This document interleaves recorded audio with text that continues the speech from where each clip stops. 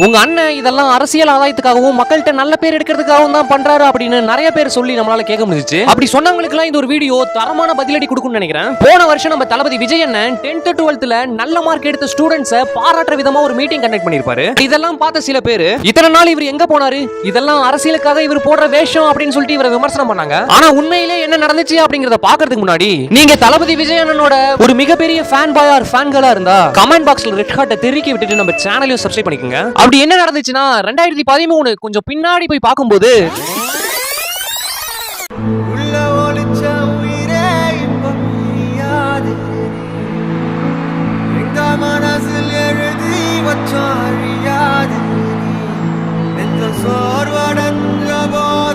ஒரு துணையா வந்த